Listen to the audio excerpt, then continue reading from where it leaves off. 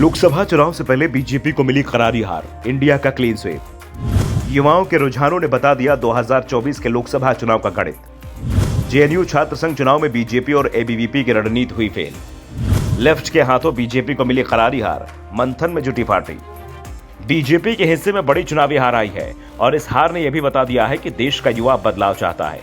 JNU छात्र संघ चुनाव में सभी सीटों पर आरएसएस की छात्र विंग एबीवीपी का सफाया हो गया है। 4 की चारों सीटों पर एबीवीपी समर्थकों की करारी हार हुई है, जबकि वाम दलों से जुड़े छात्र संगठनों ने जीत हासिल की है। लेफ्ट संगठनों के हाथों मिली यह हार बीजेपी के लिए बहुत मुश्किलें खड़ी कर सकती है, क्योंकि यह हार लोकसभा चुनाव से ठीक पहले मिली है। Jawaharlal Nehru university student union चुनाव में लेफ्ट ने एबीवीपी को हराकर चारों सीटों पर president, vice president, general secretary और ज्वाइंट सेक्रेटरी पर जीत हासिल की है। चुनाव परिणामों को देखें तो अध्यक्ष पद पर 2973 वोट पाकर धनंजय ने जीत हासिल की है। इस जीत के साथ ही जेएनयू छात्र संघ को 27 साल के बाद लेफ्ट की तरफ से दलित प्रेसिडेंट मिला है। इससे पहले 1996-97 में बट्टी लाल बैरवा पहले दलित प्रेसिडेंट बने थे। लेफ्ट के धनंजय ने एबीवीपी के उमेश चंद्र अजमीरा को 934 वोटों से हराया। वाइस प्रेसिडेंट अभिजीत घोष ने 2649 वोट पाकर एबीवीपी के दीपक शर्मा को 1104 वोटों से हराया। जनरल सेक्रेटरी पोस्ट पर लेफ्ट की प्रियांशी आर्य को 3307 और एबीवीपी के अर्जुन आनंद को 2309 वोट मिले। ज्वाइंट सेक्रेटरी पोस्ट पर लेफ्ट कैंडिडेट मोहम्मद साजिद ने 2893 वोट पाकर जीत हासिल की।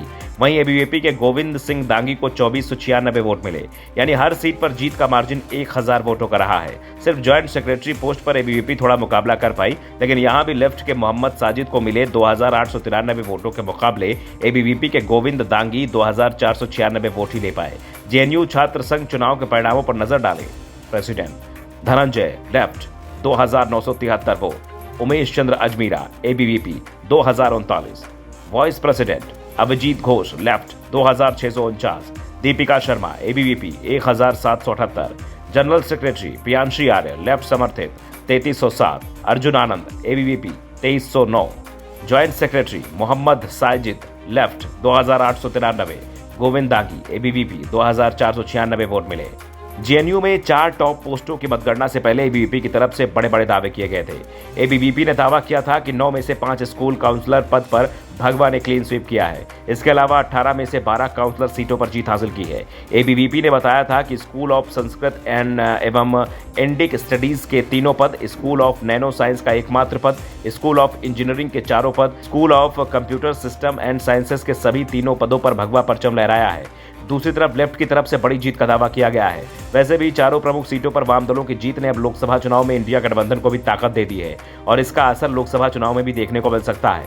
वैसे देखा जाए तो जेएनयू लंबे समय से वामपंथ का दुर्ग बना हुआ है, लेकिन केंद्र में मोदी सरकार के बनने के बाद बीजेपी की तरफ से यहां सेंधमारी कोशिश लगातार की जा रही है।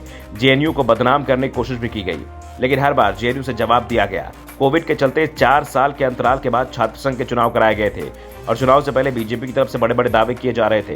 काउंटिंग की शुरुआत में जब एबीवीपी ने शुरुआत में बढ़त बनाई तो बीजेपी और संघ से जुड़े लोग बड़े बड़े दावे करने लगे थे, लेकिन जैसे जैसे काउंटिंग आगे बढ़ती गई वैसे वैसे भगवा दल के समर्थकों की आवाजें कमजोर पड़ती चली गई और वामपंथी छात्र संगठनों के समर्थकों ने लाल सलाम के नारे लगाने भी शुरू कर दिए। फिलहाल बीजेपी की तरफ से दावा किया जा रहा है कि इन चुनाव परिणामों का लोकसभा चुनाव पर कोई असर नहीं होगा, तो दूसरी तरफ विपक्ष का दावा है कि देश के युवाओं ने बता दिया कि उनके मन में क्या है। Bureau report, the Navdarpan news.